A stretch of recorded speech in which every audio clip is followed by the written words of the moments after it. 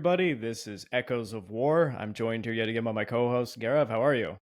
Hey Greg, great to be back and really looking forward to today's episode because it's Echoes of War with a different line of or a different theme we are tackling. That's the Different best way to theme, describe it. completely different software. For those of you who don't watch us on YouTube, we've been using Zoom for a long time, and yeah, the quality is terrible. Let's just be very blunt and honest about that. It's not good. It's not professional. Even though I was paying for like the pro Zoom plan, whatever. We're now using what I think a lot of people are using. It's Riverside, and we don't fully understand how to use this yet, but we're gonna try and make do. But stating that, there's gonna be a lot of pictures, I guess maybe maps in this case. I don't know if we'll have maps in this one. It's a weird subject. I think this is going to catch people off guard. Although I did do a few Tolkien based episodes in the past. I guess we're going to call this questions about the First Age. I don't know. This is a random one, to be sure. I think we are just trying to experiment, maybe going into like the military aspects of fiction. Yeah. And history. I mean, if you ever wanted a fantasy series that at least is the closest possible to actual history, this is the one. Tolkien's work is ground in every piece of it is grounded in actual history if you look into it. But before we jump into this, of course, if you'd like to further support the channel, consider joining the YouTube membership or the Patreon over at www.patreon.com/Pacific War channel. By joining either of these, you get access to the exclusive podcast series. It's 28 episodes and ongoing by now. Get early access to all the content I make and voting rights for the subjects I will tackle next. Could be Lord of the Rings if you really want. I have a lot of information. Actually, maybe I'll just explain to the audience. This isn't kind of like some really random, oh, we like Lord of the Rings, let's talk about it moment. Uh, as many of you know, I work for Kings and Generals as a writer and narrator for their podcasts. I don't just write history for them. For their secondary channel, which is Wizards and Warriors, I write, I would say, the majority of their Lord of the Rings content. There's a few other writers, but for all of the armies of Middle Earth episodes, and for the economy of Middle Earth, it's all me. And I've just been given more projects in the future that are interesting. Spoiler alert: if people are really interested, this is a cool one. There's a illegal book. It's not officially Tolkien. It was written by a Russian author. It's basically the sequel to Lord of the Rings, and it's kind of I don't know how you would call it. It's Lord of the Rings from Sauron's perspective, and it's a funny kind of Soviet look at like anti-capitalism and stuff. It's crazy, this book. So I'm going to be writing about it, probably a series on their channel soon. It's going to be a lot of fun, amongst answering all sorts of things, from the Tolkien Legendarium. Gaurav recently read the Silmarillion, and he wanted to ask some questions. And it kind of sucks for me because I haven't written about the First Age in almost 2 years at this point. I've just gone through the Second Age on their channel, and now I'm finishing up the Third Age for Middle Earth armies. So my head is not in the First Age, and the First Age is the most complicated and abstract, we'll call it. So I can't answer probably That's all your putting it questions. mildly. Yeah, no, no one can. But I do consider myself like an amateur Tolkien scholar at this point because I've read everything that there is, personal letters, all of the extended books that came from all these other authors. Like Morgoth's Ring, for example, is a more obscure one that people should read. Unfinished Tales, Lost Tales, of course, the Silmarillion, the Hobbit, Lord of the Rings. What else? Children of the Huron. There's so much. There's so much Tolkien literature out there. Even his version of Beowulf, of course. Yeah. Gaurav, basically, you're going to ask a bunch of questions. We're going to see where it takes us, but I'll try to answer as best as I can. Much appreciated because reading that piece of literary masterwork in its own way has completely rewired my brain, which I'm pretty sure many people will just agree with that sentiment. All It's right. extensive. Give us. All right. So I think let's start off with what do you call the main question is, so we have our original Dark Lord, Sauron's boss, Mm-hmm. Morgoth. Sometimes my friends have referenced him as the whiny angry kid. That's actually a good reference. Yeah, compared to Sauron, yeah. I mean Sauron was quite deceiving, but so we know when the Iluvatar created the Valar, right? At that time, it is said Melkor, as he was known then, was the first. And all of the various Ainur represented a certain aspect of him, except Melkor, who was, I guess one way to put it, he was the jack of trades. He had powers of all the trades of the Iluvatar. Correct. So when did he start? Like when they were weaving the songs that would ultimately lead to the formation of Arda, what really caused him to really want to get so rebellious at that point? I think that's probably like the first part of the question. Man, what a first question, most abstract one you could probably comment on all this. So, Uh, so Melkor represents a lot of things. Everything in Tolkien's Legendarium is a conflux of different parts of history as well as religion. As you know, he was deeply Catholic. Anyone can easily look at this and you can point out, yeah, there's a lot of similarities between Melkor and Lucifer. I'm not very religious, so I can't really speak as much as far as, deep, in depth looks into the Bible and such. But more or less, during this stage of the music, he kind of is embodying that Lucifer element. He's the first one. He's the most powerful of the angelic spirits, we'll call it. He immediately becomes jealous when the other Einar are participating in the music.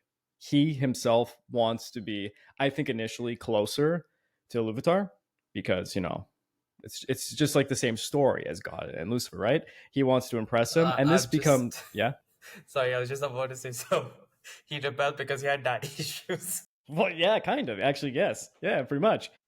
He wanted to impress him initially, because jealousy turning into, obsession and rage. These are kind of things that fuel Tolkien's work. Ironically, kind of, if you like Star Wars, some of the stuff that George Lucas came up with actually came from Lord of the Rings as well. So that's kind of a call. That's a shout out. Well, I So mean, that's what Sandboy did. yeah, exactly.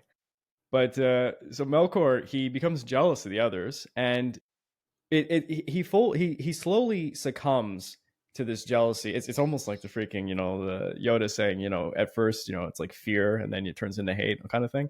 So he loses himself to his jealousy of the others, and then he is consumed by this need, not just to have his own independent melodies in the music. He wants to then just dominate the music so that he can prove himself to Iluvatar. He wants like his rightful place in the sun, so to say. And And if I'm not yeah, mistaken, it was Iluvatar who also told him that Manwë, right, is like his yes, brother. yes, And to by the wording, it's kind of implied that they are to Iluvatar, these two are the top dogs.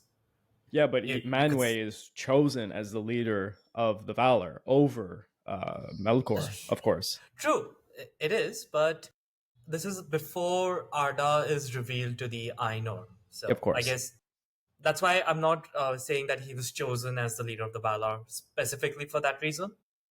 But I guess he also kind of got annoyed that, yeah, I'm not Yeah, sharing with Spotlight. exactly. And they're the rivals in the end. I mean, Iluvatar. What to say that Iluvatar is not even present in the Legendarium is an understatement. He really isn't. Like in a lot of things, Manwë is more of a physical presence. If that, he's not really physically there, but he becomes obsessed with Manwë, and that kind of strings him along into what he does. And all he wants to do is dominate Arda going forward. But it all begins with the disturbance of his music. I found it was interesting that Tolkien decided that the creation of the world was done through music. It's a very interesting way to go about it, and it has a lot to do with his love of language. But yeah, Yeah, I think one thing, maybe this is just because you just mentioned the love of language. I'll admit, the first time when you see the Lord of the Rings in the Fellowship, where Gandalf says, "You shall not pass to the Balrog," right? And you think, this guy's a wizard. Why is he just just shouting, "You shall not pass"? But when you read deeper into the Tolkien lore, you understand that words itself have so much power in his universe. So the like for him to just say something like that, "You shall not pass," if you like now apply that context of what you know how Tolkien valued the words, it's equivalent to casting a very powerful like defense spell, you could almost say, yeah, like absolutely. blocking him. But I'm guessing, oh, when Melkor was, he kind of disrupted the music, he also was pretty successful at corrupting the other Maiar and what we will call the Valar, right? The greater spirits of. Can you call them divinity? I guess. I mean, I'm not sure what would be the right Yeah, sure. term, And but they're called Umar when they are corrupted by him officially, and it gets extremely confusing as to who these corrupted beings are, because you could have a very long list, but some of it is conjecture. It's a lot of speculation, because everyone needs to remember, aside from The Hobbit and Lord of the Rings, nothing is technically canon. Tolkien never published any of these it notes. These are was all secondary. it's Christopher and like published by Christopher Yeah, Tolkien.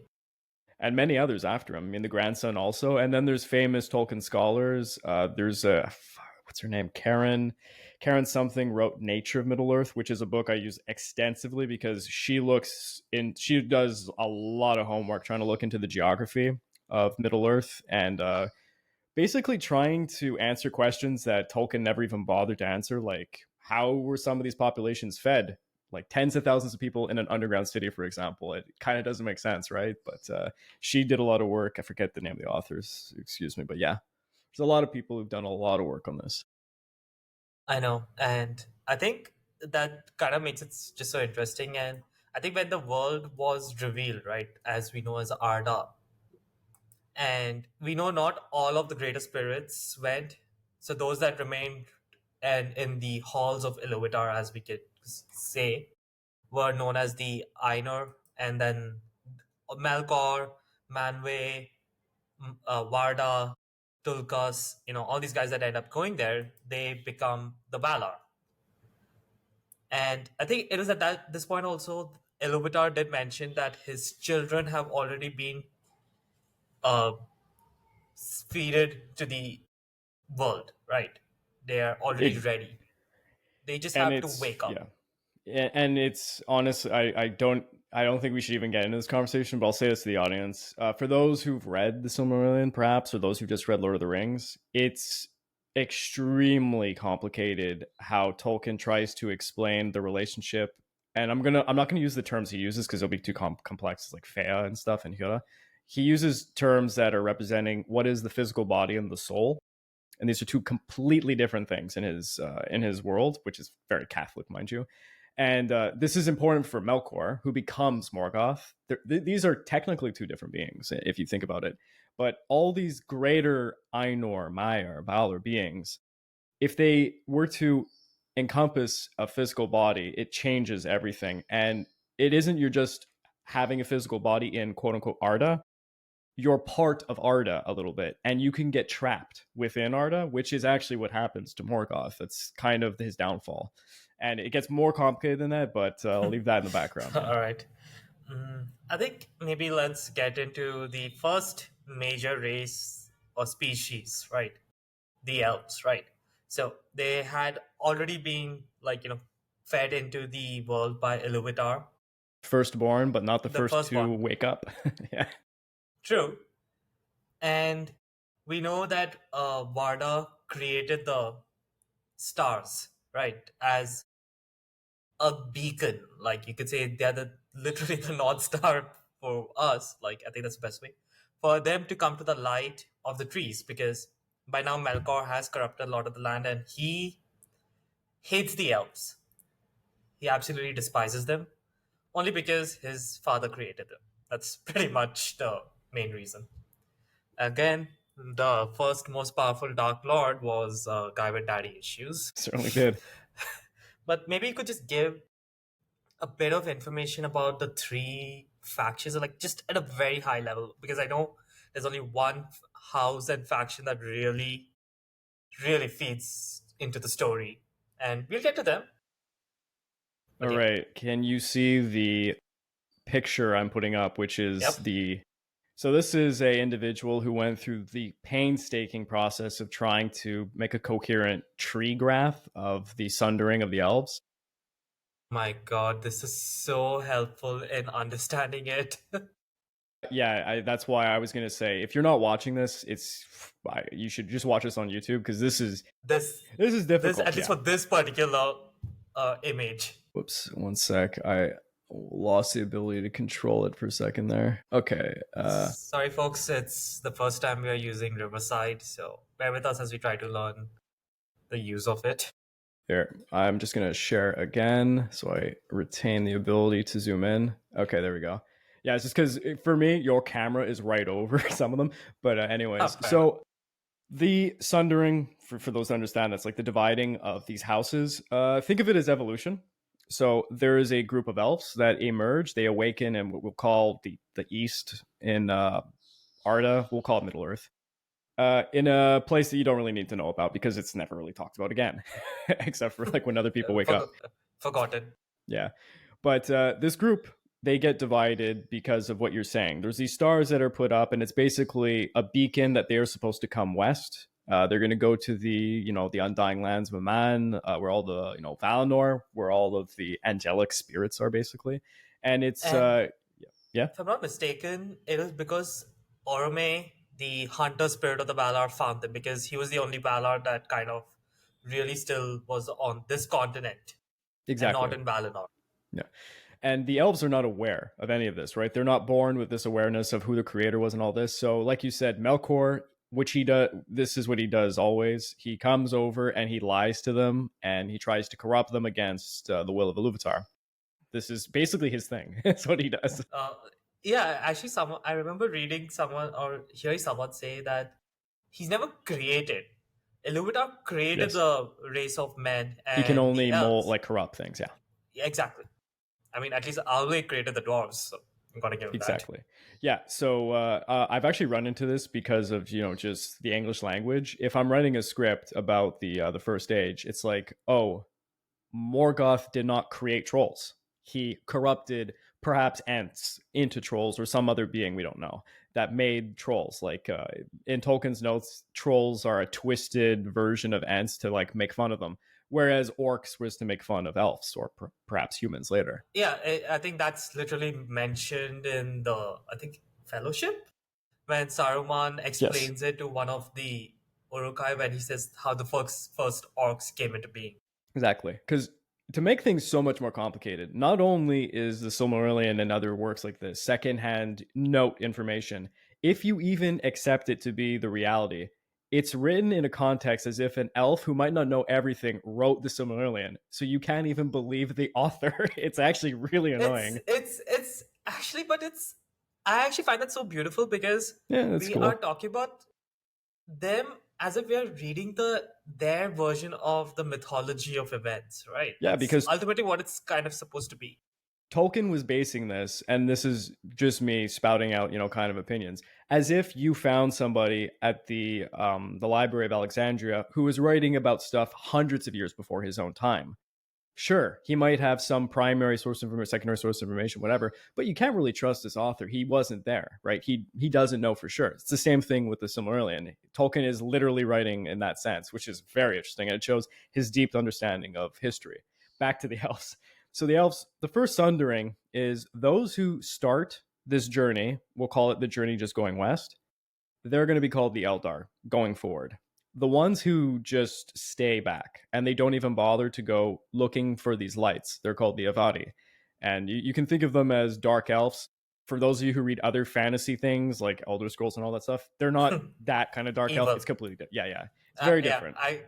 I mean, you think of Dark Elves with like say Elder Scrolls, you think of it in Warhammer, like the Exactly. Drakari, Yeah. World of or you think of Warcraft. Yeah. even like how you see them in shit. Got this one uh great franchise. Oh yeah, you know how they show the Dark Elves in Marvel Cinematic Universe. Yes. They're not That's a good one. evil. They're not evil, right? Because in these factions, they are pretty much the evil faction, the way they're portrayed and they operate. These are just dark, called Dark Elves because they do not seek out the light of Valinor. Yeah. They live under the moon. And Tolkien based his elves off of it's a blend of Norse with some like kind of things hitting at Celtism and all sorts of other things. A lot of stuff that has to do with the cultures in modern day Finland and in the Finnish language, which is over my head completely. But yeah, his version of elves is not what we think of really in other fantasy novels today. They've really changed that. So, anyways, the Avari, they basically leave them aside for now. They're not really relevant for 99% of Tolkien's work. There are a few Avari that like are kind of famous, but they're not really present, really. The Eldar, they're at the front stage. For the Eldar, there's three sunderings that are important. There's the Vanya, the Noldor, and the Teleri. Basically, to brutally summarize, the Vanyar, they are like the first ones to make the journey. They go to the Undying Lands. The Noldor are the second ones. You could call them the most eager of the lot. Yeah. The Vanya and the Noldor, they all heed the call and they go to the Undying Lands. The Teleri don't all heed the call. Actually, the majority don't. Some of them do heed the call. They're called the Famari, and they're kind of like a seafaring type of elf people that live on this kind of little special island and on the mainland of the Undying Lands. Let's put aside the Noldor and the Vanya for now because the Teleri are kind of more important. Those of the Teleri that decide to stay back, they end up forming other groups and other groups. There's the Sindar and the Nandor, who will become eventually in the Third Age the Sylvian elves and the Lacandi. So we're talking like Legolas's, the Mirkwood Forest elves and stuff. Of the Sindar, there's the Aethrim, the Falachrim, and the Elves and Men, and it gets much more confusing because this goes into the Second Age and the Third Ages, but more or less the elves of Lothlorien and Mirkwood are all kind of the descendants of these ones. So they descend from the Teleri. Yes. And one thing that I'll note to the audience that many people might not know, because I had to do extensive information on the military aspect of Tolkien's every faction in Tolkien's world. Tolkien had this very weird thing where every time he sunders all the races, and all the races have their sunderings, like they're almost identical. When you look at men have the houses of men. There's the elves that we're showing here. For the dwarfs, there's the houses of the dwarfs, although we don't know much about most of them. Every time there's a sundering, these groups of elves or men or dwarfs, whatever it might be, have unique preferences culturally, and this has to do with their weapons. So it's interesting. Tolkien just randomly writes the Vanyar, they like spears. The Noldor, they like swords. The Teleri, they like bows. The same thing with the houses of men. You find this. Yeah. I guess it's kind of like makes sense, right? Because Legolas is not good with a sword. Yeah. And the Nandor are good with axes. So yeah, there are elves who use axes. That's another thing. And elves hunt and eat meat. That's something a lot of people find bizarre. It seems like they appear like they're vegetarians or not. Yeah, but I think that makes sense, right? Because when you see like in the start of the Fellowship, in the War of the Last Alliance, where you see the half of the the High Elf army, they have those double pole arms, and I guess that's mostly the uh, Vanyar elves that we would see. Like at least they were the guys in the front line. And later, when in the cinematics where we see Sauron appear, you could see several elves with swords and shields. So I guess they would be the Noldor. And the Vanya are only, to my knowledge, they only come to Middle Earth in the War of Wrath. They never come back. So the Vanya are almost not existent. They're not present. The Noldor are some of the most present aside from the Teleri. And of the Noldor, there is a further sundering. There are the Noldor in exile and the Noldor that stay in Amman. Oh, I think now, Greg, since if you're finished with this, like the sundering of the elves, I think we should talk about the real villain of the First Age. Okay, here. So let me just stop sharing. Sorry, the interface for Riverside is different. Okay, there we go. You want me to get the image up? Yeah, sure. You can use whatever image you like. Right. Yep, we have him. So you want to talk about Fëanor? Yeah, like as you also described it, he's like a real villain. So I want to start off by saying this is something that I think people will find interesting. Tolkien maybe it's too harsh to say this. Tolkien's work presents evil being real. There is evil and there is good. So it's not a gray world like all of our literature and all of our movies and stories today always seems to have this motivation for why a good person becomes evil, whatever. There is just evil and such. Fëanor represents what was good but becomes evil. So I guess he does fit modern contemporary stuff. But Fëanor is a group of evil beings in Tolkien's Legendarium. He's alongside Saruman, Melkor, Sauron. And Fëanor is one of the OG, like the original evils. So people find that interesting, but I mean, if you read into him, it's quite obvious. He's like a fallen angel type. But I think like if you were to even attribute some characteristic or trait onto what causes it, it's pride for But Fëanor. He is Melkor. He's the Yeah. first. He's the greatest amongst his group of the Noldor. And when he feels threatened by his brother Fingolfin, who he thinks might usurp him, ironically because Melkor is lying to him and giving this idea, he becomes jealous, and this leads to rage, and he wants to prove himself. So he is just the elven version of Melkor in a lot of ways. Yeah. So daddy issues again. Yeah, no, that's it. He fears that when his dad, who's Finwë, will be gone, that he'll be usurped by Fingolfin, and this is all lies, of course, that Melkor, spread into him.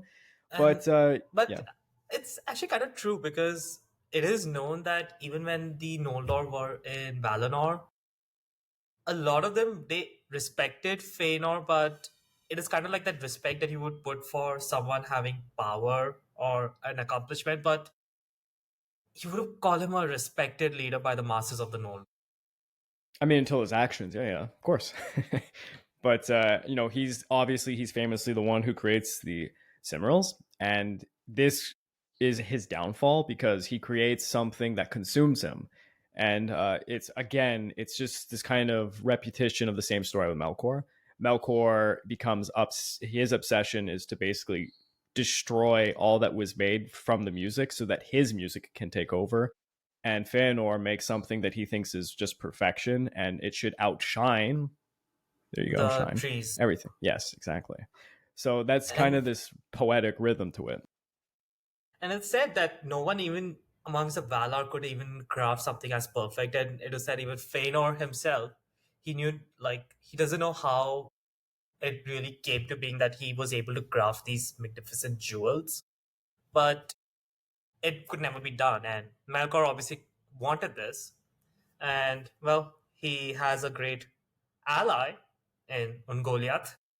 We'll get to her in a bit, yeah. But Yeah, just to but yeah, explain the story a little bit, yeah, Melkor ironically becomes obsessed with the Silmarils also. So, like you said, he ends up killing Fëanor's father, and he steals the Silmarils. And Fëanor then decides that he takes command of the Noldor because he is the next in line, which it's kind of like his entire fear, it's re-justifying his own perception of what was going on, and that he has to seize the initiative. But what he does is he takes an oath, and he places it upon all of his children, his 7 sons. And while this is an oath of getting revenge, in essence it's actually a curse upon him and all of his sons. So basically what the oath is, to brutally summarize, is they're going to get back the Silmarils after they get rid of Morgoth. And yeah. This is I think where after the heist he renames Melkor to Morgoth. yeah, and this leads him, to do what is the rebellion. They go against the Valar by leaving Amman, and in doing so, they kill their brethren. It's actually Now I have a picture. This is like the first kinslaying. the first kinslaying of the Teleri elves, who are less armed than the Noldor, so they get pretty screwed up. So to steal their ships, because they're the only ones with the ships to get over to Middle Earth. And this Can I is like, just point out one thing about Fëanor's, like, the fact that he's so proud that he's blinded to any form of sense? yeah, When, because what call, like, after the heist, right, which Melkor took here with Ungoliath, and Melkor also destroyed the trees. So at this time, it was known as the Year of the Trees, where there were like these two great trees that gave the light. Right, this is yeah, before the sun existed, yeah, the sun and the moon. So, but the Silmarils had the light of the trees, and Varda asked for permission if she can take them so that she can recreate the light. yeah, And to he just recreate the said trees. no. Yeah, And he said, no, you are like Melkor, you will steal it from me. So if you try to take it by force, you are basically like a Melkor. And right now, none of these, they don't know that actually Melkor has stolen the Silmarils. So in the story, he pretty much first sabotages the trees and then goes to take the Silmarils, which is in a different city because Fëanor is officially exiled because of acting on the said lies that Melkor poisoned him with. And he said, and then what I find amusing is the Valar agree to his request. They don't force him to take the, like, give up the Silmarils. They just said, okay. And he still goes, and when he makes his great oath, he says that these guys are just like Melkor. Like, come on, man. Make up your mind. Yeah. But after he takes all the exiled, he does much more unspeakable things, like burning the ships so that Fingolfin and his people basically can't follow. I think we should actually talk about the three groups of the Noldor at this point. Yeah, sure. Yeah, so folks, so there were like three hosts of the Noldor that were rallied. So the first group, which is led by Fëanor, which consists of his sons and his most adherent supporters, like these are you can call them the Fëanor fanatics. I think that's probably the best way to Fëanorians. describe Yeah, them. the Fëanorians, yeah. They are the most eager, they're the most gung ho, and they're commanded by Fëanor, and he's obviously going to make sure they get the best of everything. But it is a relatively small contingent. Yes. Amongst the three, it's the second biggest, but the massive contingent, which is most of the Noldor, they are willing to follow him because they do acknowledge that by the lines of succession, he is the king of the Noldor because his father has been killed by Morgoth. And they are under the command of Fingolfin, who we definitely need to talk about because I love that guy. But they are kind of reluctant to follow him through on this entire plan because Fëanor's group are willing to cut the ties with the Valar, just get out of Valinor and everything. They're the most aggressive. These guys are willing to follow, but you could say like their motivation is pretty low or moderate at best. Well, when the kinslaying happens, it pretty dampens them, yeah. Yeah. And the third group, which is under Fingolfin's younger brother, they're the most reluctant to leave Valinor. And when the kinslaying comes, it's Fëanor actually demands the ships and they refuse. Then he attacks. Fingolfin's much larger host then arrives, and they are kind of misled into believing that Teleri attacked them first. So to them, they are just rushing to the aid of their kinsmen. And that's where, which is the Valar? Is it Mandros, right? Mm-hmm. Or Mandos? Keep Mandos. forgetting, maybe Mandos, yeah. He comes and curses them that, you'll go off to Valinor, you're on your own, we will not help you. And pretty much just puts what was the oath of the House of Fëanor has become its curse. And then, Exactly. yeah, as you said, they all get transported kind of like part way to the Middle Earth, you could say. And then, as you said, Fëanor and his host, smaller host, go, and then he just in front of Fingolfin's much larger host, he just burns the ship as it's like, yeah, get lost. Yeah. And then Fëanor and his sons absolutely beat the hell out of Morgoth. Like they are so powerful. Like this is another thing. The most time and the closer you are to the light, whether it was the lamps, the sun, for example, the trees, or the Silmarils, the more powerful you are. Like your physical power, we can even say magical power at this point. There is kind of some magical aspects to this. And Fëanor, when he shows up to Middle Earth, is like the most powerful the elves are at that point. I mean, the Vanyar are going to be more powerful during the War of Wrath because they were the closest ones to the trees and such. But anyways, and not to mention they are kind of like charging up on the super juice for years and decades. Yeah, but Fëanor, when he shows up, he is so powerful that Morgoth's orcs can't do anything, and it's pretty interesting. The first battles, yeah. I think it's also fair to say that even though if you see the movies, they show like the orcs and Uruk-hai are able to stand their ground against the men and elves at times, but in reality, if you read the lore, it's kind of like they're just cannon fodder. Yeah, in the movies, the latest battle that they show is the Last Alliance. So it's the siege of Barad-dûr during like the late Second Age, at that point the light is receding out of them. By the third age, that's the whole point, is we call it the waning of the Eldar. So for example, Galadriel, she's always talking about how like the light's going out of them because she's one of the older Noldor princesses, I right? mean, she was born in Valinor itself, so it's been Exactly, over but seven it's, yeah, thousand they're years of losing her. their power. Yeah, they lose their power But over time. and I think even Elrond does allude to that, right? He says, "My people are leaving. We are waiting." And but my point is, in the lore also, even like the men of Numenor, or like even the descendants, or even the Rohirrim men who are not exactly Numenorian blood, they get one guy can easily cut down dozens of orcs. Like Yeah, yeah, orcs are really weak. It's yeah. not They're like in the movies crooked. where they Yeah, actually crooked legged. they. They're, yeah, yeah. So just imagine if like normal men could destroy dozens of orcs. What could like these supercharged elves who just come from the light do? Yeah, no, there was no chance. But again, the curse of Fëanor is what ends up. It's his downfall. He dies pretty early on, and then his sons they retain the curse all the way till the end. I mean, even when they get their hands on some of the Silmarils, it burns them. They have to throw it into the ocean. It's horrible. They all die Yeah, horrible, horrible deaths. Yeah, especially because they were not willing to like concede on their oath, even when this was like the last two sons of Fëanor. But it Fëanor did get his end at like the hands of the Balrog commander yeah, Gothmog. And yeah. That's one of the big battles at the beginning. Yeah, but Fëanor mm, again, he is a villain of the story. That's something a lot of people have a hard time kind of engaging with. Is like he is a villain. Yeah. he is he I mean, look what he murders the Teleri elves.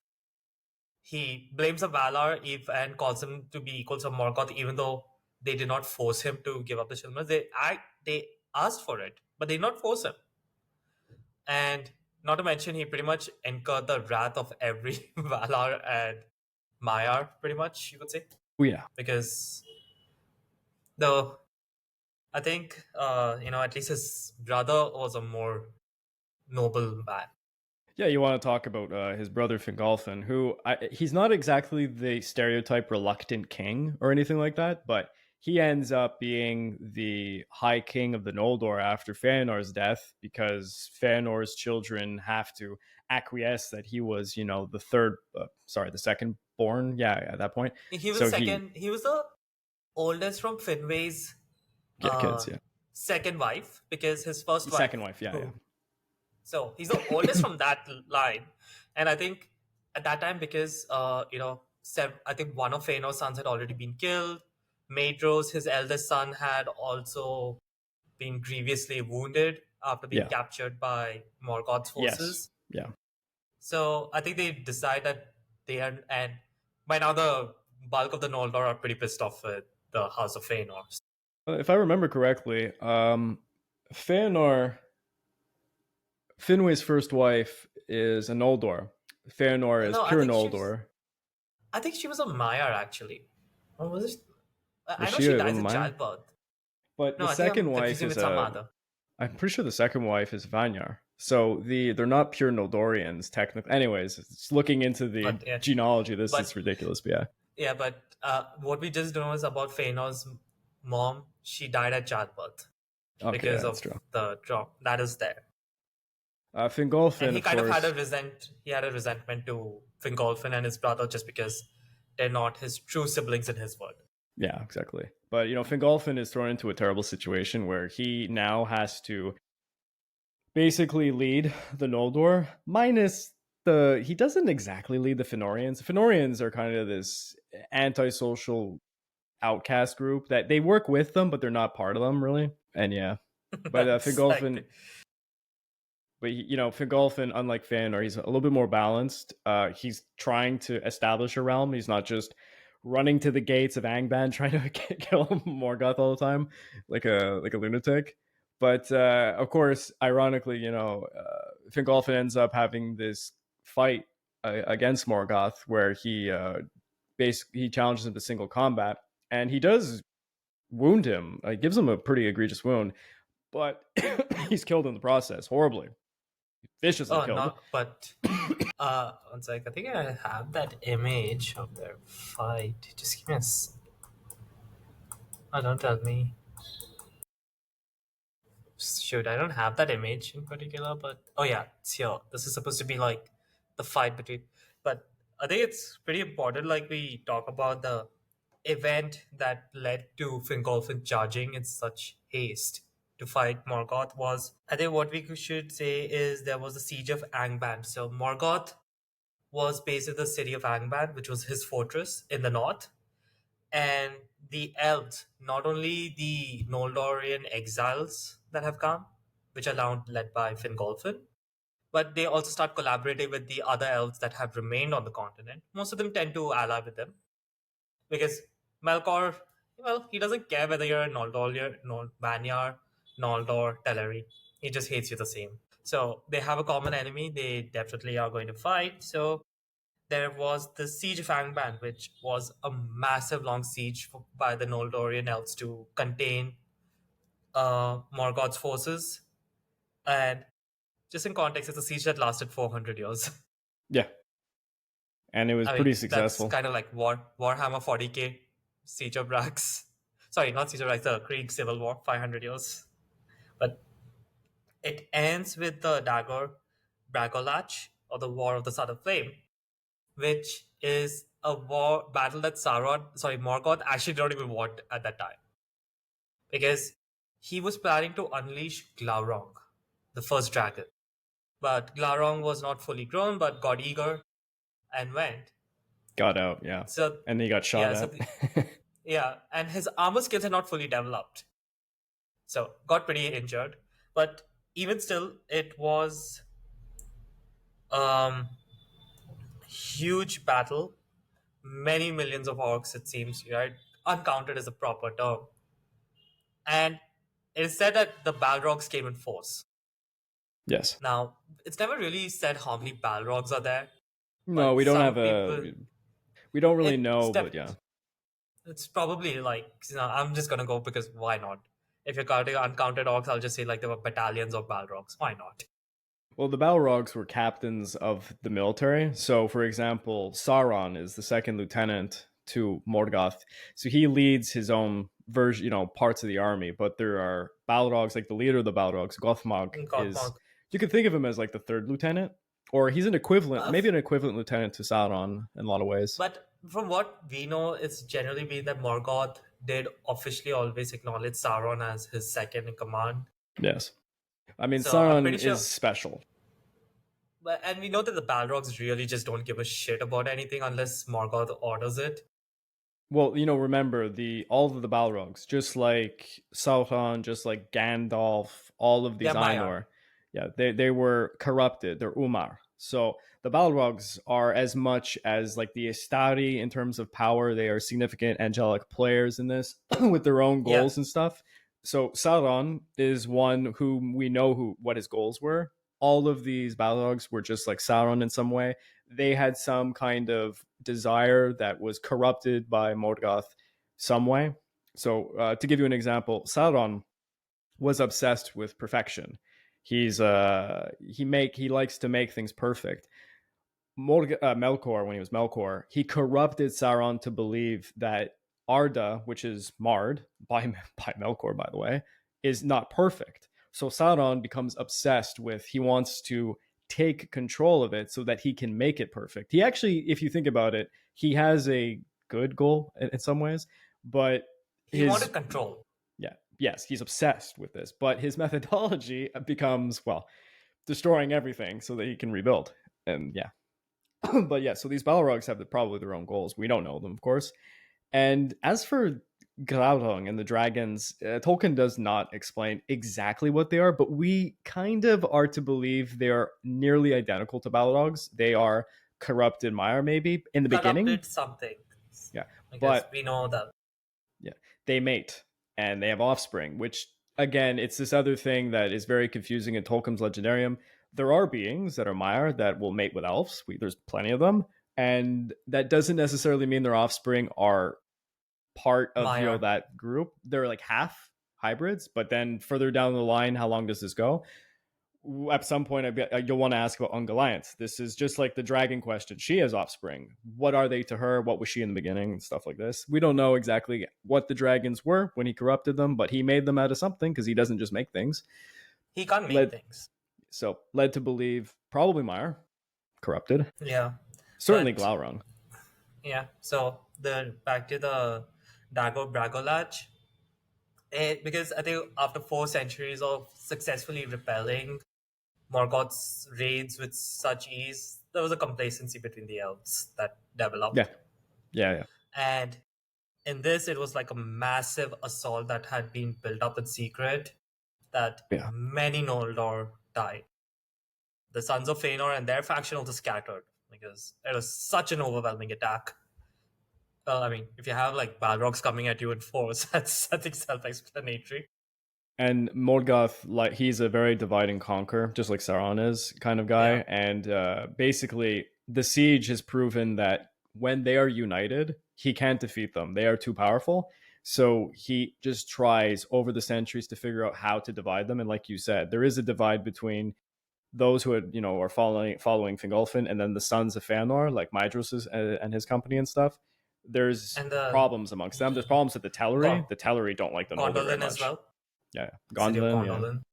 But there's, and there's more cities that come about, Doriath, all these places. They all have problems, and like the curse of Fëanor causes more kinslaying down the road, of course. So there's grievances that keep on going. So the elves I don't think the elves are ever fully unified. They're only fully unified in the War of Wrath, technically. And I don't know actually, because what it says about the War of Wrath is the Valar were moved by the plea and mustered. So no doubt the Banyar and the Noldor who were in Valinor, the ones who remain, yeah. Now these guys come, and it is said that the Teleri and Noldors and sons of Fëanor and their forces did join, but they were not explicitly asked to do so. They just stand along because to the Valar, they're like, yeah, we just need to do our own war. We're gonna go beat the crap out of Morgoth, and I'm pretty sure, I would just say Tulkas was probably the one Valar that was just like relishing this because he loved beating up Morgoth. Yeah, that's kind of the funny thing, is that there's these extreme god figures that can just come and just bully Morgoth and do it easily because he's weak. He over time gets weaker and weaker and weaker. I don't know. I can actually explain. There's something I know about a lot in depth about. Why not? Psst. Hey you ever hear me talk about some great Pacific War movie or documentary like Pearl Harbor Minute by Minute over on Netflix and feel the urge to watch it for yourself? Uh-oh, you live in Japan and your Netflix doesn't have it? Must suck to be you. Sucks to be me right now. Oh wow, season 4 of Demon Slayer is out. Oh wait, I can't watch it on Canadian Netflix, but it's over on Japan Netflix? Whatever will I do? Oh no. Being blocked from regional content? With private internet access, you too can watch Demon Slayer Season 4 by switching your IP address to Japan. Yes! Hell yeah! Why stop with Japan? With private internet access, you can change your IP address to over 84 different countries and every single US state, giving you access to region-restricted content all over the world. Nice. Many websites and services like Netflix are only accessible depending on your physical location, but private internet access helps you overcome these restrictions. Think about it. Without private internet access, it's like paying for a TV series and missing out on the latest season. Shots fired, Demon Slayer on Canadian Netflix. Is that like a personal attack or something? Ever fear people are gonna find your Google searches? Banzai! Banzai! Banzai! FBI, open up! Private internet access makes sure that those Google searches remain a buried secret, as private internet access encrypts your internet access and has a no logs policy. Think you're safe with the local coffee shop's free Wi-Fi? No, you are certainly not. Private internet access gives you more privacy features than any other software, and real-time protection from malware and trackers, giving you peace of mind knowing those Google searches remain seen by you and you alone. Private internet access has a no-log policy that they've defended in court, which means they are not storing any of your browsing data. Hey, are you like me using different devices under one household? Private internet access is available on all platforms and protects an unlimited amount of devices at the same time. I personally use private internet access to unblock movies and TV series from all across the globe, and I sleep easier writing scripts for my YouTube channel and others knowing my data is secure. Look, this is a no-brainer. Sign up with my link in the description of this video to get 83% off, plus 4 months for free, so it ends up being only around $2 per month. Signing up for private internet access is risk-free. There's a 30-day money-back guarantee, and 24/7 customer support is available. So don't forget to click www.piavpn.com/the Pacific War Channel, and a big thanks to Private Internet Access for sponsoring this video.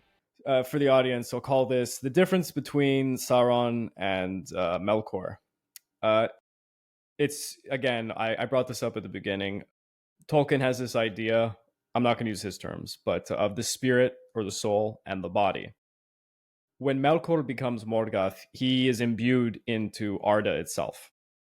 Everything that he corrupts, think of it as he's taking pieces of his soul, and he, like Horcruxes almost, kind of like Horcruxes. So it's kind of like just putting his souls into different aspects to maximize his ability to manipulate the world. He makes more and more orcs, for example. Every time he makes these orcs, it's taking away his own personal power, we'll call it. And he becomes weaker and weaker and weaker. All the siege weapons, all the machinery, the things that he builds, Angband, all these places, it weakens him. And what happens is he ends up with a situation where he makes something that's called Morgoth's Ring. Morgoth's Ring is Arda. So he marred Arda. He broke it. It's his ring. Same as Sauron in the One Ring. The One Ring is what defeats Sauron. Sauron imbued most of his spirit into the One Ring, making himself more and more vulnerable. And he basically, when you take your spirit and you imbue it into things to be able to manipulate, you're making yourself weaker, more vulnerable.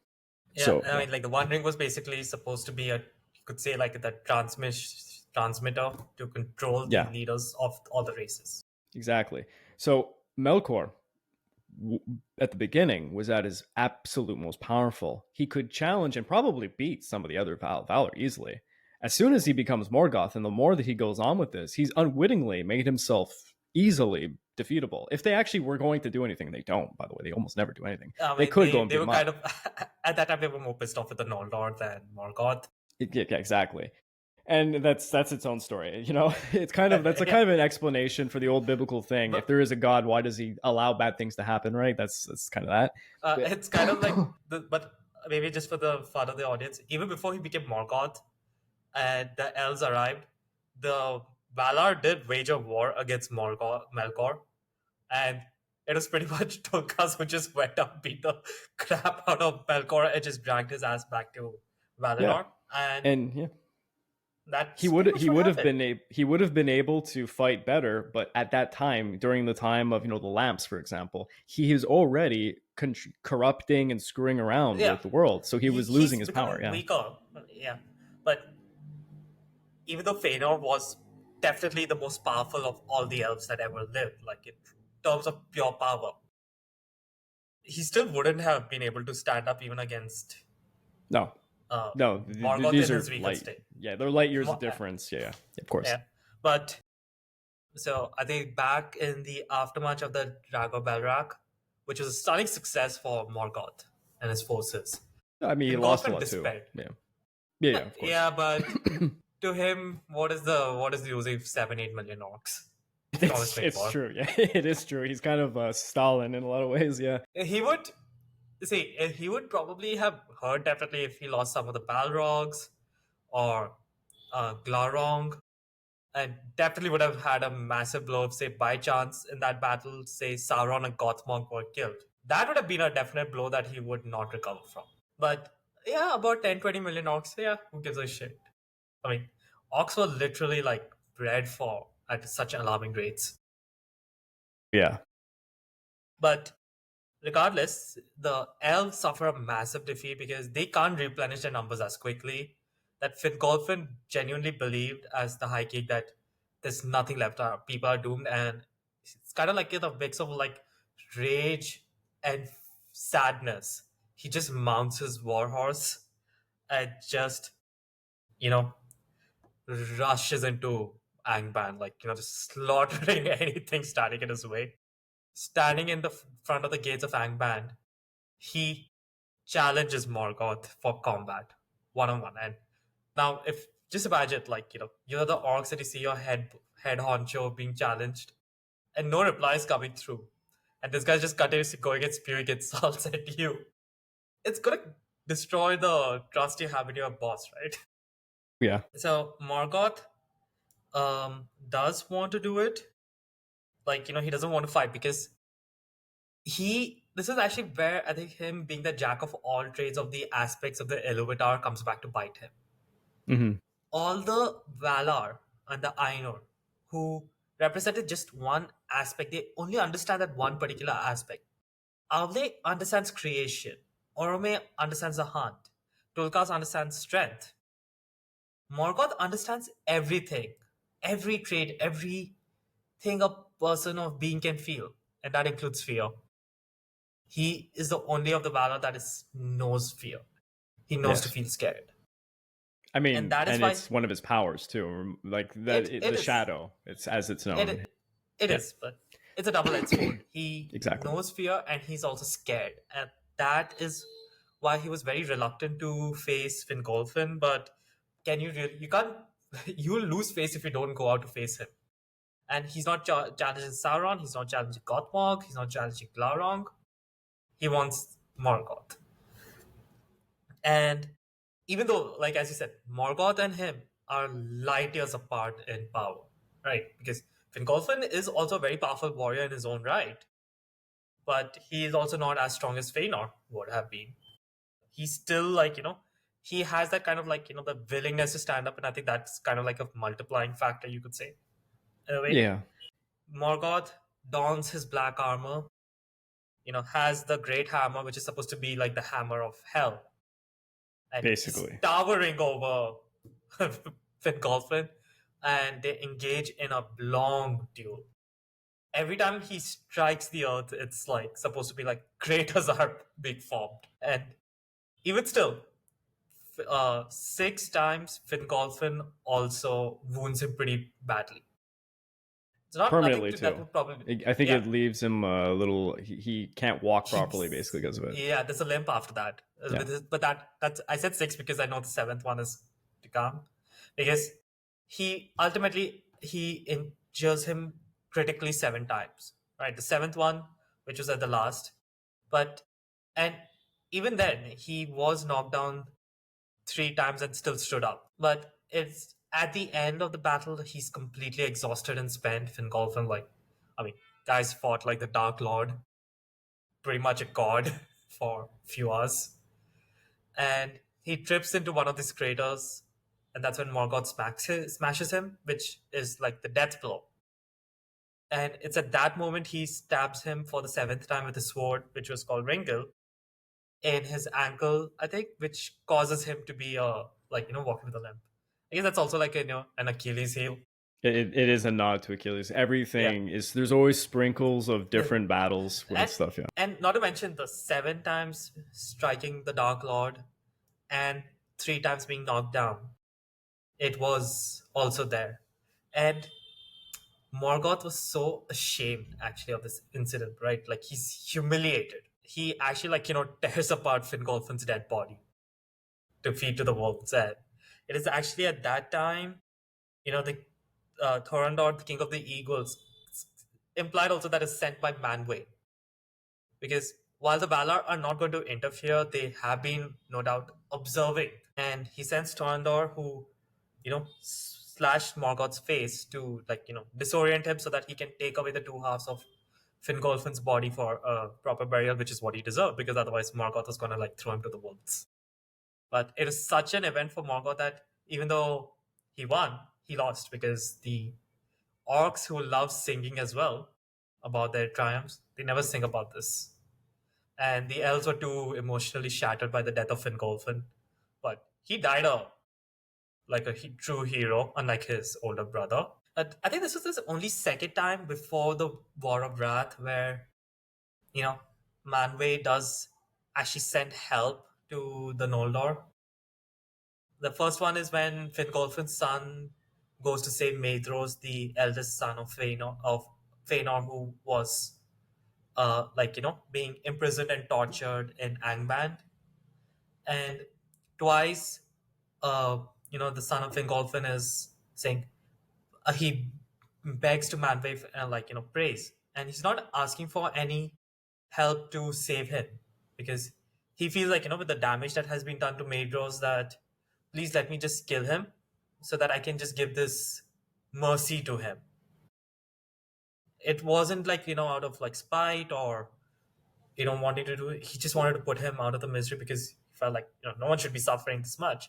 And that's where I think another set of eagles had come to help. This was like well before Fingolfin's death, but this were the only two times I definitely know where the Valar did send some help, because after the first kinslaying, they were pretty pissed off with the Noldor and cursed him. Now, I don't know, I think I'll just ask you this question, okay? Who is your favorite of the two Dark Lords? They both were active. Sauron, there's no competition. Oh. No competition at all. I don't think anyone would say Melkor. Morgoth. Yeah, I'm with you. If you like Morgoth, you are liking an emo, angry kid with daddy issues. But you also have to acknowledge Saruman. Saruman is a Dark Lord with a ring, also. Technically. Does he get the ring, Saruman? He has a ring, yes. It's very loosely talked about in the background, in the notes.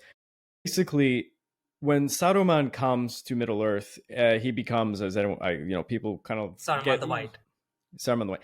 People even who watch the movies kind of get this understanding, because Peter Jackson did a good job portraying the characters very well. Saruman becomes obsessed with the hunt for the ring, and he becomes obsessed with ring craft. He learns everything about how the rings were crafted, and it is said that it's believed he created his own ring because he was trying to basically figure out how to dominate, like Sauron did. So it's kind of his own one ring. Yeah, and the reason why... It's not like a ring of power. It could be. What was given. It could be his version of a ring of power, because we don't know what he learned. He learned as much as he could about the crafting of the rings of power. How far could he have gone? We don't know. But the reason why I give credence to this is Saruman has Uruk, his Uruk-hais that follow him. The Uruk-hais, why would they follow him? He's amplifying himself using the ring, just like Sauron does. And there's this very curious passage when Aragorn, Legolas, and Gimli are chasing the Uruk-hai because they had captured Merry and Pippin. Aragorn says there is some kind of like evil magic making these Uruks move faster, not have to eat and do all this stuff. And this is kind of a hint. Be in the sun. Yes, exactly. That actually was something like these creatures were not supposed to do. Well, that's because he was breeding. It's alleged that he's breeding half man, half Uruks, and that's what they are. But we don't know, because it's all conjecture in the end. But the idea that he might have his own little ring of power, it seems very likely, because how can he dominate or influence Uruks far away from himself and stuff? It doesn't really make sense. Because yes, he promises them better things than what Sauron might, but the fear of Sauron is what dominates the orcs, and Sauron is dominating orcs as far as the Misty Mountains and Angmar. It doesn't make sense that Saruman was able to basically have such a large contingent of possibly 10,000 Uruks. It doesn't really make much sense, unless he did have his own one ring. Well, ring. We'll call it one ring. I guess if we were talking about one rings, because I've played like Shadow of War and Shadow of Mordor, I love you work with the spirit of... Sorry? Yeah, I 100%ed both. The second game is a hard one to 100%, man. The late game grind is real. But I love that game. I just hate after that, I'll just say this. I hate Celebrimbor. He's a dick in that game. Yeah, he's a real dick in the game. In the books, he's a very sympathetic character. No, in the game, you're like, nah.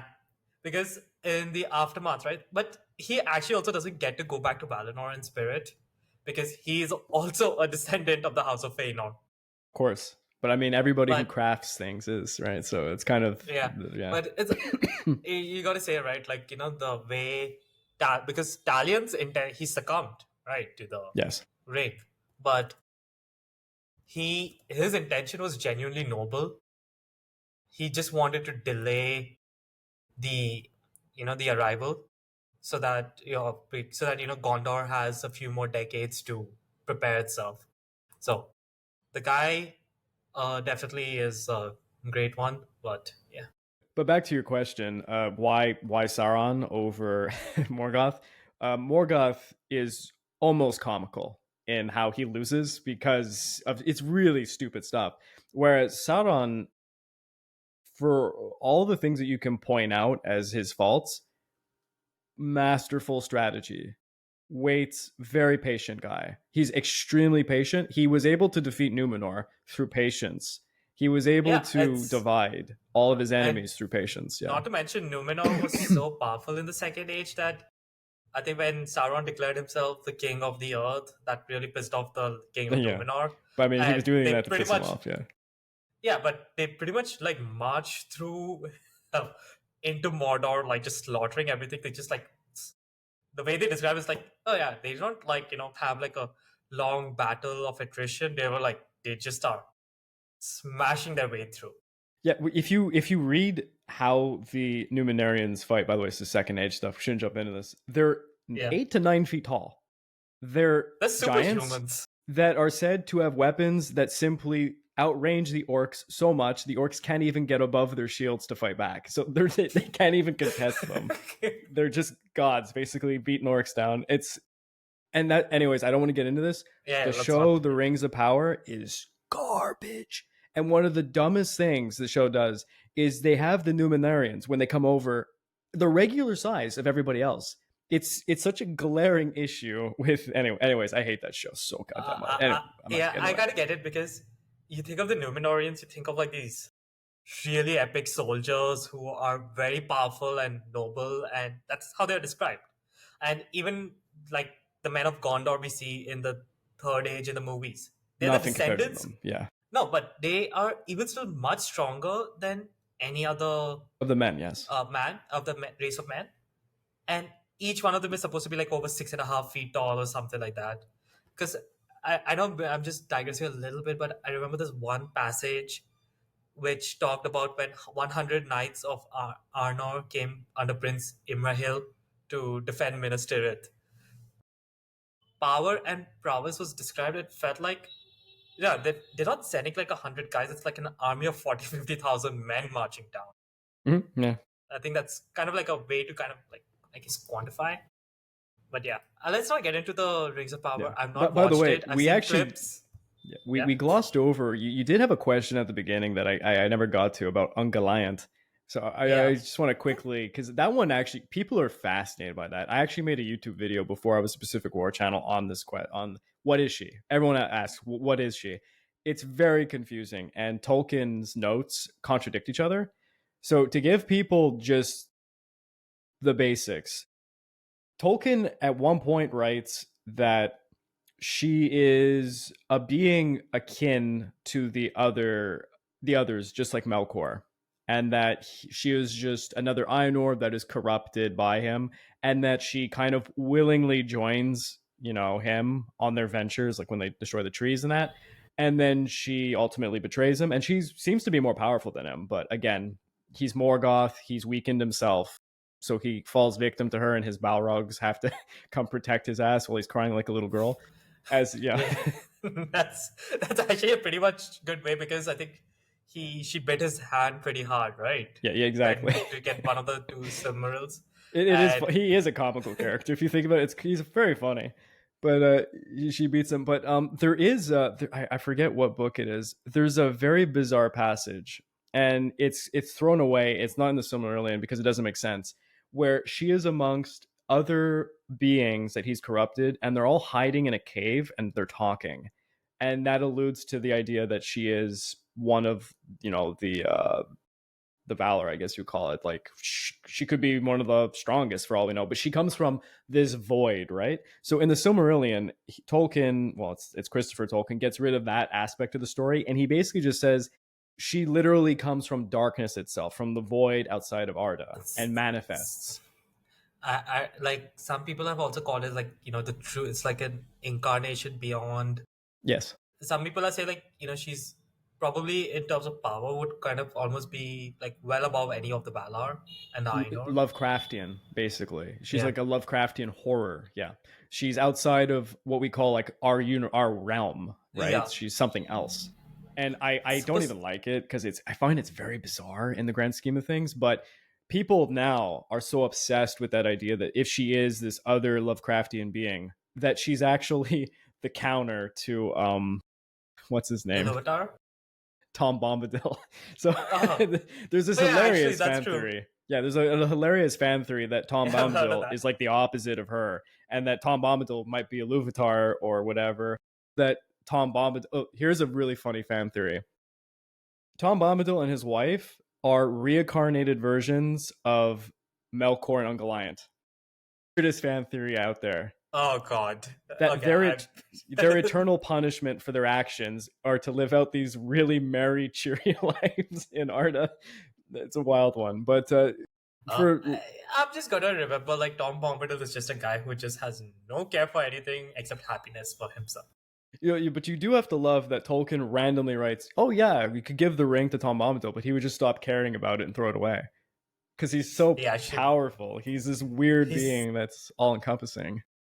Yeah, but then it kind of begs to differ. Like, is he so powerful? And one thing I would just say, if Ungoliath is like supposed to be like a kind of like dark power from beyond the realm, way more powerful than any of the Valar, how could she just get smacked by the Balrogs? Because ultimately the Balrogs are still Maiar.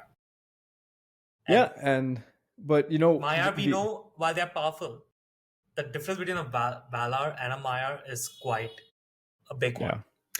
And that, again, it brings up this issue. We don't have a concrete answer. Could she have just been a corrupted Maiar? That's kind of the easiest answer, isn't it? Because it gives her a strength level that makes sense. The thing is, how was she able to overwhelm Morgoth, even though he is weakened? He is, he should be able to at least knock out a Maiar.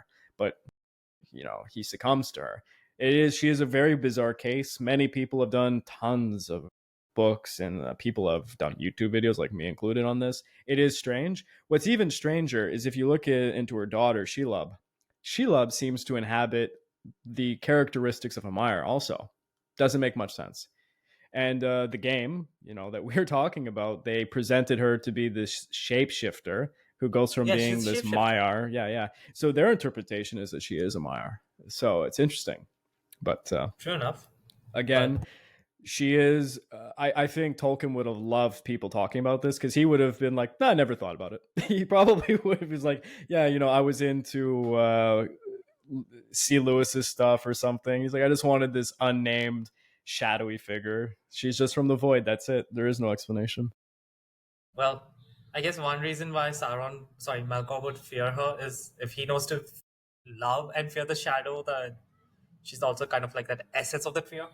She is the essence of the shadow. Yeah.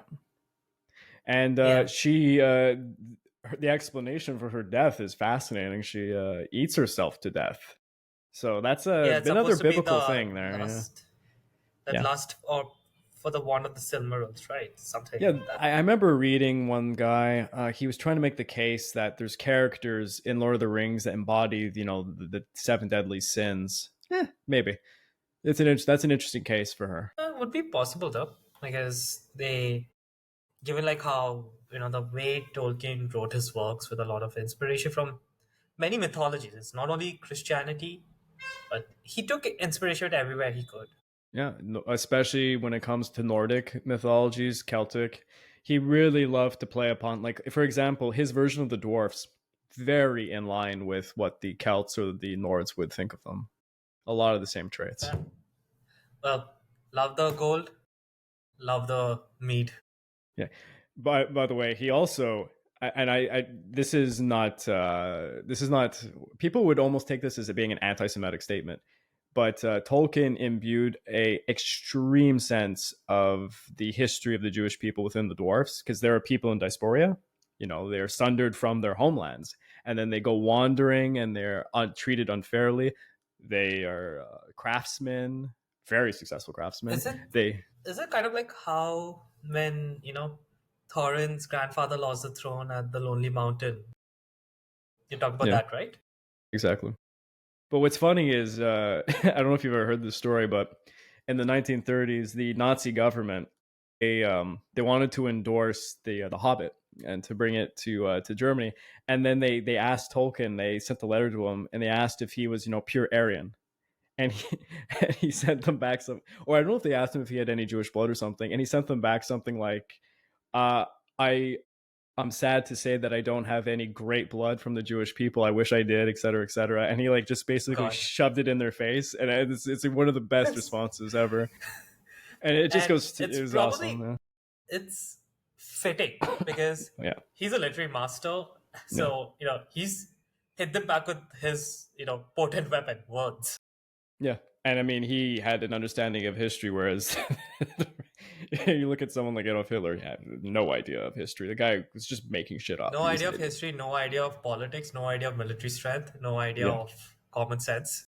Yeah, that's another thing that people don't understand about Tolkien. They think because of the absence of detail about, like you said, certain things like military tactics, formations, taxes, taxation policies, and such, as R. Martin likes to poke fun at, it doesn't mean that Tolkien wasn't aware. It's just he inherently just made it as if it was something that exists. It's kind of like saying that, the kingdom of Gondor has been functioning for 4,000 years. So they're probably taxing the people and running a bureaucracy. We don't need to get into that. He doesn't have a specific passage where it explains how taxation works in Gondor, but you can already look at it and say, oh, they have fiefdom. They have a fiefdom system like the Byzantine Empire, where they have these captains of the fiefs. There's a currency in Gondor, by the way. It goes all the way up to Arnor and to places like Bree. He does allude to trade, Yeah, there is trade. He does mention some of the caravan routes and such. Like I think some of the paths that Bilbo and his company did take in the Hobbit, for example, were on established trade routes at the start of the journey, at least. Exactly. But here, let's get to some of these last questions. It's going on pretty long. Yeah. Maybe I think let's just sum it up with what brought about the end of the first age. So we can just focus on, or unless you want to keep that for a separate episode, given the... No. If we're gonna do this again, because we'll see how the audience reacts. Because again, it's a history channel, so you always take a gamble when you jump in here.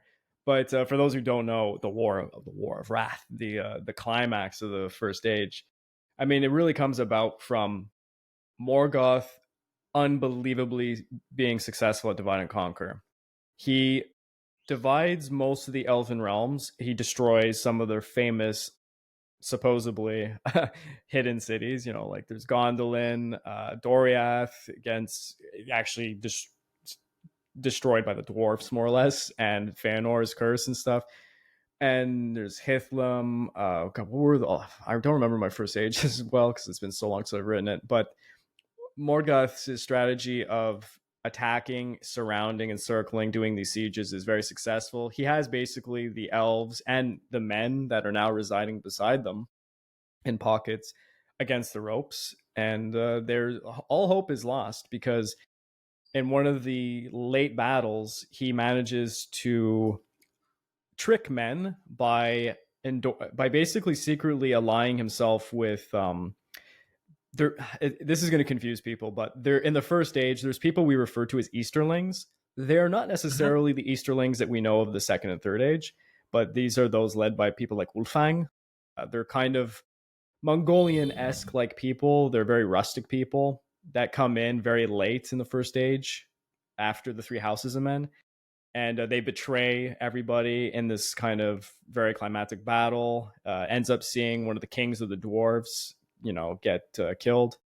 I think that's where they kind of betrayed and were bribed off, for lack of a better term, and I think that did cost the dwarves their king as well. Yeah, and the dwarves basically go into isolation over this. So he has gotten the dwarves out of the picture. He has basically destroyed most of these elven groups.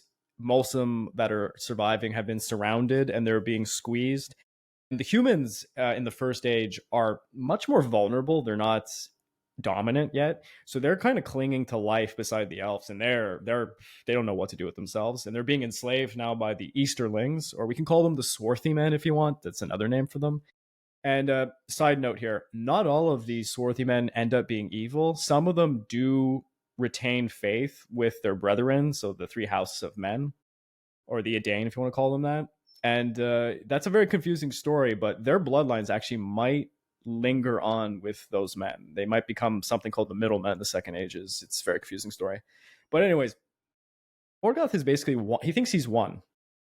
Garav, if you want to lead us into the great little adventure there that leads to the War of Wrath, you can. Should it start from like, okay, I guess we need to talk about Arendelle because he is the guy that is going to be. So he's he's a half elf, half man. So his father was Tuor, who was a member of the House of Hador. Now this is like one of those great houses of men, and they were you could call them the ancestors of the Edain, because even after the betrayal they stayed completely loyal to the Noldorian cause and maintained the friendship and trust. So the Noldorians do respect these guys at least. So we have Tuor, who would and his mother was Princess Idril. She is the daughter of Tugron, and you know that is, so she comes from the house of Fingolfin. Yes. Now, and so Arendelle was born in the age of like the first age, year 503, and 510, Gondolin, his home, is sacked by Morgoth's forces. I'm so used to Sauron being the Dark Lord. I apologize, but they flee right through a passage, but because of Maeglin's betrayal. Yeah, someone should have I also don't like Maeglin, but that you get. Well, yeah, he's another little shit. Yeah, he's a little shit. Yeah. So, after he escapes sack, at the age of 22, he marries Elwing, the daughter of King Dios. And then, then later, in a way to try to break the curse, he is able to get a ship and a crew, and they set sail to Valinor and successfully reach there. Yes. And there, he he comes there, and he meets the Herald of Manwë, right? He's the first being, because at that time I believe there was a festival going on. So when they reach actually the shores of Valinor, there's no one there. So they are wondering, Ivirisha, is no one there? But he goes and he just asks Elwing, his wife, to wait, and she does wait loyally as well. And he goes and he makes a big plea to like take an errand on behalf of the Elves and Men. And he points out that me and my wife, we are representative of both because we've descended from both species. And that's where he also grants their sons the ability to choose whether they want to be elves or men. Mm-hmm. That's a gift from Manwë to just like his family in particular. And that's pretty important because he is also, I think, the grandfather, if I'm not mistaken, for Elrond. Yes. And sorry, of Arvid, because I think his son was also Elrond. Yeah, this is part of a very long-term thing that is the merging of them all back into the fold. So each time that there's an elf and a human who end up marrying and having a child, there's even an aspect of Maya in there. It's the reconvergence of all of them together again, yeah. True. Because we know that and his other son would descend and become the first king of Numenor. It's just pretty interesting that because Aragorn also is a descendant of Elendil, and Elendil also has the the heritage of the kings of Numenor. Yeah, and Aragorn is technically related to Arwen. Arwen. Yeah, if you think about it, it's just a few centuries, but yeah, it's there. Yeah. Okay, I wouldn't say a few centuries. It's like 6,000 years or something. Yeah, give or take. At least from the men's side. Yeah. But yeah, so he does, go and, makes a very successful plea. And they do two things. I think Elwing, what happens to her is, she became like, the moon, if I'm not mistaken. One second. Yeah, something like that. And God, I don't remember that one. yeah, I know Erendil is given one of the Silmarils, and his ship sails across the sky because it's now high that neither Melkor and his forces nor the sons of Fëanor can reach. And but unfortunately, the price for getting the Valar's support was they too would never return to their family in Middle Earth.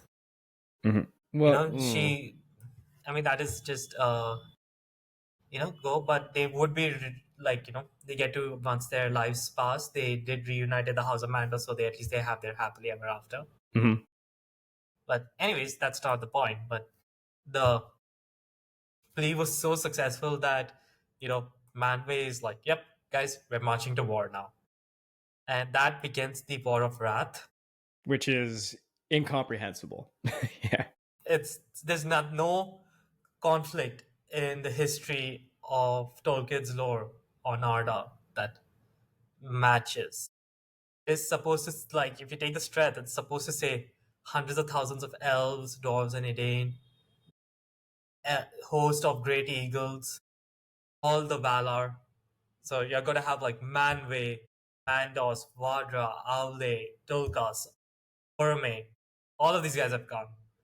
And even though Morgoth himself is mustered a very mighty host, it's even larger than the one that was that broke through the siege of Hangman in the Draco Balak. But interesting, and one of the things that you definitely have to know is this is like where the greatest eagle is found.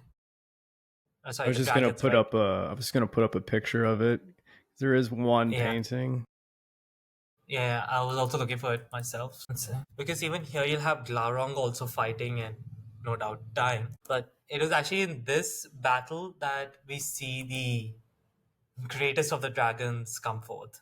Because to Tolkien's, most of his dragons are actually not even. It's a mix between what we kind of think as the winged dragons and, the more Eastern oriented dragons from like the Chinese mythology, which kind of move on the ground. And Glaurung is also not fully armored, but Actalagos is here, and he is slain through a mighty effort. But this was such a significant event that half of Middle Earth, like all the land that was west of the Blue Mountains, was like destroyed and sunk. Because of him falling down on it too. It's the size of the dragon. Yeah. It breaks the mountains and takes away the two realms of the dwarfs there, and they have to run to Khazad-dûm as a result. Let's put it like this. Smog is huge when we see him in the Hobbit movies. Yeah, he's a tiny one compared to these. But yeah. Smog is tiny compared to all these great dragons of Melkor and Morgoth. Yeah. Yes. Smog's like an ant compared to an elephant. Yeah. And I think what I find more interesting in the aftermath of the War of Wrath, because I think it was pretty obvious that it's a victory for them, given Morgoth has steadily weakened and they have still stayed in the light. So these are supercharged elves, and Valar and Maiar are coming through. Sauron goes into hiding and everything. So, the remaining elves were bidden by Eowyn to return to the lands of Aman or Valinor. And most of the elves go. But some did stay in the east, right? Like, if you remember your chart, these were like part of the Teleri that kind of would not be, go back to the west. Now, it is actually here where Maedhros and Malgor, the two last sons of Fëanor, want to steal the last two Silmarils. They know that one Silmaril is in the sky. Mm-hmm. They don't know it's Erendil and his ship, but they know the glow of a Silmaril from any other Silmaril. Yeah. So they know that they cannot get that. And because they made a oath, which, to swore in the name of Iluvatar himself. It's not, even though, Manwë said that, your oath is done, you have to have nothing, just don't do anything stupid. They decide that, they'll try to steal the Silmarils, and literally in the victory camp, they like kill several other elves to take the Silmarils. Exactly, of course. Like, they, and the sad thing is, Maglor was actually willing to kind of like, maybe give up the oath. Yeah, he's the only one he's kind of the only sympathetic one in the bunch, right? And he's accepted it. He's like, I think he genuinely would believe that, their oath is no longer valid, so they don't have anything to fear of, like, the oath breaking. Because if you see, like, in the ancient times, taking an oath was immense. Yes. It's usually, like, if you read, like, in the Roman history, like, the mutinies, like Scipio's handling the mutiny of Sucro, when he makes them take an oath of allegiance again. It's, to us, maybe today it's not as much of a big thing, but to them it's massive. But yeah, Maedhros and Maglor, they take the Silmarils, and they go in and kill people. And even though they were permitted to leave, because of the wicked deeds of the Kingslings, they could not hide from the pain. And Maedhros cast himself into a kind of fiery pit, which was like in the aftermath of, what do you call it? Like, the devastation that was caused during the War of Wrath. So he just falls to his doom, and like the destruction of lava under the Balrand. earth. Yeah, it's falling into Yeah. the ocean now. Whereas Maglor does cast it into the sea. And I guess maybe Mando saw a bit of sympathy for him, because he doesn't have like a horrible death, but he kind of just wanders the shores for the end of time. He's not fully forgiven, but it says, he sings and laments the loss of the Silmarils. That's one theory, or another says, yeah, he just died. And on terms, just to finish up, on terms of the forgiveness, Galadriel only feels that she's forgiven at the end of the Third Age, and like her ancestry, it's like it's been a long time waiting, but she'll eventually go back to the Undying Lands. It's that curse. I think they just, it's a long one. It's I wouldn't say it's only it really applied to her. No, it's applied to people. No, she was like the child of Finarfin, but the curses really affected just the House of Fëanor, because those guys took that oath. The House of Yes, Fëanor. It's not. But if you crossed over, you're technically. But if you also see at the end of the War of Wrath, the Heralds of Manwë bade all elves to one day return to the West. Yes. So I guess while it took a few thousand years for that, she did ultimately heed that call. But yeah, I think this was quite a good. I don't know what people are going to say. I don't know what people are going to say about this. Yeah. We'll see. Honestly, we'll see it here. If you enjoyed this, you gotta really like let us know. So please, if you can find a way to comment through any of the podcast platforms, go ahead. But the easiest way at this point, really, is just to go onto my YouTube channel and comment anywhere you see fit. Latest video, wherever, I'll find it. I'll see it. Or if maybe it's from Spotify, if you listen to it and like it, if you could just go to the Pacific Ward channel and just, send an email across, because the video component on YouTube will come quite several weeks after the audio. Yeah, of course. So maybe if you could just send us an email saying you liked it, did not like it, what you liked, or what we could do, etc. We really appreciate that. Because, at the very minimum, we can do another two, one hitting the Second Age and one hitting the Third Age. By the way, the Second Age is actually the one that confuses people the most. It's kind of the least information there. But I know much because I've been writing extensively about the Second and Third Age right now. I'm finishing up a script actually about the Third Age as we speak. So it's more on my mind. I'll have a better time of talking about it. Before I let everybody go, if you'd like to further support the channel, consider checking out the YouTube membership or the Patreon account at www.patreon.com/the channel. By joining either of these, you get access to the exclusive podcast series. It's 28 episodes and ongoing at this point. Get early access to all the content I make and voting rights for the subjects I'll tackle next. Subjects can be Lord of the Rings if you like. I mean, why not? I'll do anything anybody wants. If you're part of the Patreon crew, actually, maybe next time I put up a vote, I'll put up a Lord of the Rings one. We'll see. But yeah, this has been fun. Until next time.